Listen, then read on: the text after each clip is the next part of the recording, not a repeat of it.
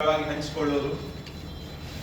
ನಮ್ಮ ವಿದ್ಯಾಸಂಸ್ಥೆಯ ಸಂಸ್ಥಾಪಕರು ನಮ್ಮ ವಿದ್ಯಾಸಂಸ್ಥೆಯನ್ನು ಒಳಗೊಂಡು ಸುಮಾರು 80 ಶಿಕ್ಷಣ ಸಂಸ್ಥೆಗಳನ್ನು ನಡೆಸ್ತಾ ಇರುವಂತಹ ವಿವೇಕಾನಂದ ವಿದ್ಯಾವರ್ಧಕ ಸಂಘದ ಗೌರವಾನ್ವಿತ ಅಧ್ಯಕ್ಷರು ಆಗಿರುವಂತಹ ಡಾಕ್ಟರ್ ಪ್ರಭಾಕರ್ ಭಟ್ ಕಲ್ಲಡ್ಕ ಅವರು ನಮ್ಮ ಜೊತೆಗೆ ಉಪಸ್ಥಿತರಿದ್ದಾರೆ. ಹಾಗೆ ನಮ್ಮ ಕಲ್ಲಡ್ಕ ಶ್ರೀರಾಮ್ ವಿದ್ಯಾ ಕೇಂದ್ರದ ಅಧ್ಯಕ್ಷರಾಗಿರುವಂತಹ ಶ್ರೀಯುತ ನಾರಾಯಣ ಸೋಮಯಾಜಿ ಅವರು ಈ ವಿಚಾರ ಸಂಕಿರಣದಲ್ಲಿ ನಮ್ಮ ಜೊತೆಗಿದ್ದಾರೆ. ಇಬ್ಬರನ್ನು ವಿದ್ಯಾ ಕೇಂದ್ರ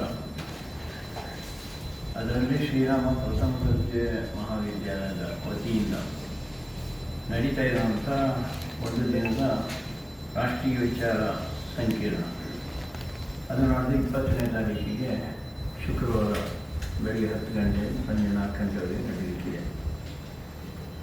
ಪ್ರತಿ ವರ್ಷ ಇದು ರಾಷ್ಟ್ರೀಯ ಚಿಂತನೆ ಒಂದು ವಿಷಯವನ್ನು ಜನಮಾನಸಕ್ಕೆ ತಲುಪಿಸುವಂಥ ಒಂದು ವಿಶೇಷವಾದಂಥ ಪ್ರಯತ್ನ.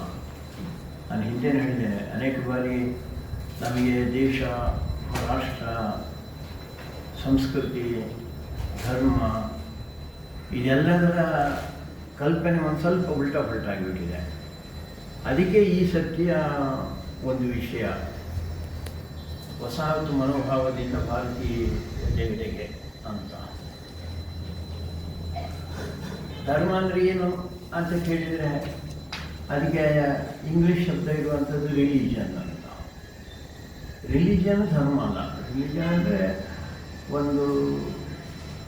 ಒಬ್ಬ ಪ್ರವಾದಿ, ಒಂದು ಪುಸ್ತಕ, ಅದಕ್ಕೊಂದು ಪದ್ಧತಿ, ಅದನ್ನು ರಿಲಿಜನ್ ಅಂತ ಹೇಳಿ. ದುರ್ದೈವದ ಜಗತ್ತಿನಲ್ಲಿ ಆ ರೀತಿಯ ಶಬ್ದವೇ ಇಲ್ಲ. ಧರ್ಮಕ್ಕೆ ಸರಿಯಾದಂಥ ಶಬ್ದ ಇಲ್ಲ. ಅದನ್ನು ನಾವು ರಿಲಿಜನ್, ಅದಕ್ಕೋಸ್ಕರ ಅದು ಸಂಕುಚಿತ ಒಂದು ಭಾವಕ್ಕೆ ಅದು ತಲುಪ್ತಾ ಇದೆ. ಆ ರೀತಿ ಅನೇಕ ಸಂಗತಿಗಳು ಇಂಗ್ಲೀಷರು ಬಂದ ಮೇಲೆ ಆಗಿದೆ. ಭಾರತದ ಮೇಲೆ ವಿದೇಶಿ ಮುಸಲ್ಮಾನರ ಆಕ್ರಮಣ 1926 ಪ್ರಾರಂಭವಾಯಿತು. ಒಂದು ರೀತಿ ಅವರ ಗೆಲುವಿನ ಹಂತಗಳು ಗಜನಿ ಮಾವದಿಂದ. ಅದನ್ನೇ ಮೊನ್ನೆ ನರೇಂದ್ರ ಮೋದಿಯವರು 1000 ವರ್ಷವ ಅಥವಾ ಒಂದು ಕಾರ್ಯಕ್ರಮವನ್ನು ಮಾಡಿದ್ದಾರೆ.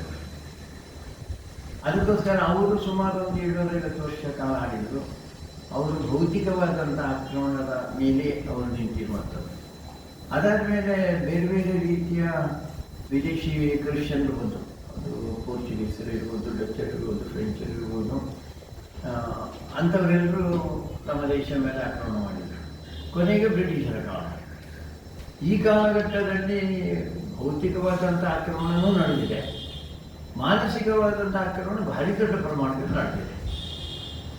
ಸಾಮಾನ್ಯ ಒಂದು ದೇಶದಿಂದ ಅವರು ಹೊರಗೆ ಹೋದ ಮೇಲೆ ಸ್ವತಂತ್ರ ಅಂದರೆ ಸ್ವತಂತ್ರ, ನಮ್ಮದೇ ತಂತ್ರ, ನಮ್ಮದೇ ಮಂತ್ರ ಅದು ಆಗಬೇಕು. ಅದಕ್ಕೋಸ್ಕರ ಸ್ವಾತಂತ್ರ್ಯ ಹೋರಾಟ ನಡೆದಿರುವಂಥದ್ದು. ನಮ್ಮತನವನ್ನು ಉಳಿಸ್ಕೊಳ್ಬೇಕು ಅಂತ. ಆದರೆ ದುರ್ದೈವದಿಂದ ನಾವಿನ್ನೂ ಬ್ರಿಟಿಷರ ಮಾನಸಿಕತೆಯಲ್ಲೇ ಉಳ್ಕೊಂಡಿದ್ದೇವೆ. ನಾವು ಬ್ರಿಟಿಷರು ನಮಗೇನು ಹೇಳಿದರು ಅಂತ ಕೇಳಿದರೆ, ನೀವು ಏನೂ ಅಲ್ಲ ಅಂತ. ಜಗತ್ತಿನಲ್ಲಿ ನೀವೇನೂ ಅಲ್ಲ.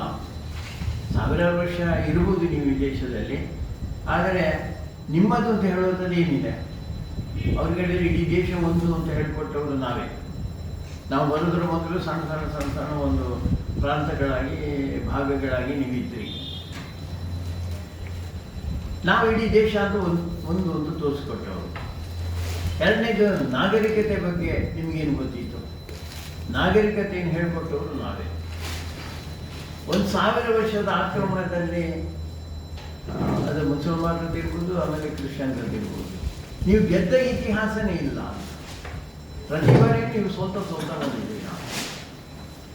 ಇನ್ನು 4ನೇದು ವಿಜ್ಞಾನ ನಿಮ್ಗೆ ಗೊತ್ತೇ ಇರಲಿಲ್ಲ ಅಂತ ಹೇಳುವಂಥ ವಿಷಯವನ್ನು ಅವ್ರು ಹೇಳಿದರು. ಅದಕ್ಕೆ ಅವರು ಉದಾಹರಣೆ, ನಿಮಗೆ ವಿಮಾನ ಗೊತ್ತಿತ್ತ, ನಿಮಗೆ ರೈಲು ಗೊತ್ತಿತ್ತ, ಹೀಗಿದ್ದ ವಿಷಯ ಒಂದು ರೀತಿ ಪಠ್ಯ ಇಲ್ಲದ ರೈಲುಗಳನ್ನು ಬಿಡ್ತಾ ಬಂದು ನಾವು ಅದನ್ನು ಒಪ್ಪುತ್ತಾ ಬಂದೇವೆ. ನಾವು ಅದಕ್ಕೋಸ್ಕರ ನಮ್ಮ ಮನಸ್ಸಿನಲ್ಲಿ ಕೂಡ ಇದೆಲ್ಲವೂ ಕೂತಿದೆ. ಹಾಗೆ ಅವರು ಇಂಗ್ಲೀಷ್ ಭಾಷೆಯನ್ನು ಕಲಿಸುವುದರ ಮುಖಾಂತರ ನಮ್ಮನ್ನು ಗುಲಾಮಗಿರಿಗೆ ದಬ್ಬಿದ್ರು. ಭಾಷೆ ಯಾವುದು ಬೇಕಾದ್ರೂ ಕಲಿಬೋದು, ಭಾಷೆ ಕಲಿಯೋದಕ್ಕೆ ಏನು ದೊಡ್ಡ ವಿಷಯ ಅಲ್ಲ. ಆದರೆ ಭಾಷೆಯ ಪ್ರಭಾವದಿಂದ ನಾವೇನು ಅಲ್ಲ ಅಂತ ತಿಳ್ಕೊಳ್ಳುವಂಥದ್ದಿದೆಯಲ್ಲ, ಅದು ನಮ್ಮ ಮೂರ್ಖತನ ಆಗಿರುವಂಥದ್ದು. ಅದಕ್ಕೋಸ್ಕರ ಅವರು ಹೇಳಿದಂತೆ ಎಲ್ಲ ವಿಷಯವನ್ನು ಒಪ್ಪಿಕೊಂಡು ಇವತ್ತು ಅದನ್ನೇ ಅಪ್ಪಿಕೊಳ್ಳುವಂಥ ಸ್ಥಿತಿ ಬಂದಿದೆ. ನಾವು ಸ್ವಾತಂತ್ರ್ಯ ಹೋರಾಟ ಆಗಿರುವಂಥದ್ದು ನಮ್ಮತನವನ್ನು ತರಬೇಕು ಅಂತ. ಆ ನಮ್ಮತನ ಬರಲಿಲ್ಲ. ಅದರ ಬದಲು ನಾವು ವಿದೇಶಿ ಜನ ಏನು ಹೇಳಿದ್ದಾರೆ ಇವತ್ತು ಅದನ್ನೇ ನಂಬಿಕೊಂಡು ಕೂತ್ಕೊಂಡು ಅದೇ ವಿಚಾರವನ್ನು ಒಪ್ಪಿಕೊಂಡು ಕೂತ್ಕೊಂಡು ನಾವು ಬದುಕ್ತಾ ಇದ್ದೇವೆ.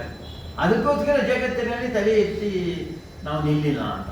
ನಮ್ಮತನ ಅಂತ ಒಂದು ಸಲ ಬಂದರೆ ತಲೆ ಎತ್ತಿ ನಿಲ್ತೇವೆ. ಈಗ ಜಪಾನ್ ಪೂರ್ತಿಯಾಗಿ ನಾಶ ಆಗಿರುವಂಥ ದೇಶ 48ರಲ್ಲಿ ಹಿರೋಶಿಮಾ ನಾಗಸಾಕಿ ಮೇಲೆ ಬಾಂಬ್ ದಾಳಿ ಆದ ಮೇಲೆ ಅವರು ಮತ್ತೆ ಶಿಕ್ಷಣದ ಮುಖಾಂತರನೇ ಇಡೀ ಜಗತ್ತಿಗೆ ಒಂದು ಮಾದರಿಯಾಗಿ ತಿನ್ನಿತ್ತು.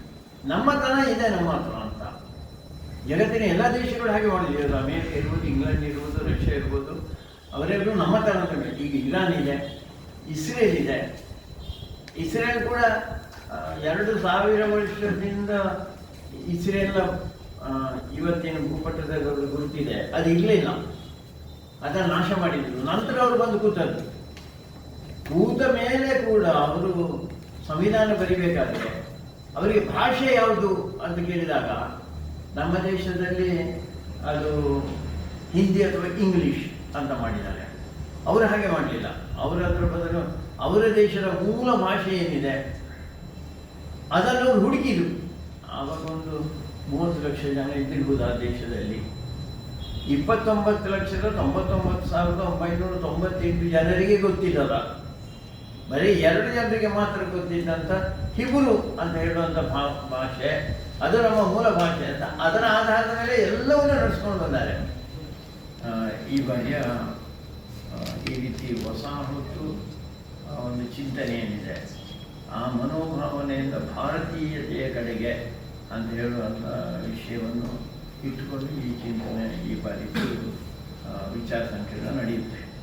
ಉದ್ಘಾಟನೆಗೆ ರಂಗನಾಥ್ ಭಾರದ್ವಾಜ್ ಅಂತ ನಿಮಗೆಲ್ಲ ಉದ್ಘಾಟನಾ ಸಂದರ್ಭದಲ್ಲಿದ್ದಾರೆ. ಅದಾದಮೇಲೆ ಡಾಕ್ಟರ್ RTVP ಅಂತ ಅವರನ್ನು ನಿಮಗೆಲ್ಲ ಪರಿಚಯಿಸ್ತಾರೆ. ಮತ್ತು ನ್ಯಾಯಾಂಗದ ವ್ಯವಸ್ಥೆ ಮನೋಭಾವದಿಂದ ಮುಕ್ತವಾಗುವಂಥ ಅಂತ ಹೇಳುವಂಥ ವಿಷಯದಲ್ಲಿ ರಾಜೀವ್ ಕುರಿಚಿ ಅಂತ ಹಿಂದೆ ಕರೆದಿದ್ದ ಭಾರಿ ಸುದ್ದಿಯಾಗಿದ್ದಂಥ ಮನುಷ್ಯ. ಅವರು ಲೇಖಕರು, ಚಿಂತಕರು, ಪಠ್ಯಪುಸ್ತಕ ಪರಿಷ್ಕರಣಾ ಸಮಿತಿಯಲ್ಲಿದ್ದರು. ಅವರು ಮೇಲೆ ಒಂದು ಚರ್ಚೆ ಅಂತ ಆ ವಿಷಯವನ್ನು ಮುಕ್ತ ಚಿಂತನ ಮತ್ತು ಸಮಾರೋಪ ರಘುನಂದನ್ ಅಂತ ಅಖಿಲ ಭಾರತೀಯ ನಮ್ಮದೊಂದು ಮತ್ತು ಪ್ರಜ್ಞಾ ಪ್ರವಾಹ ಅಂತ ನಿಜವಾದ ಚಿಂತನೆ ಭಾರತದ್ದೇನು ಅಂತ ಹೇಳುವಂಥ ಟೋಳಿ ಸದಸ್ಯ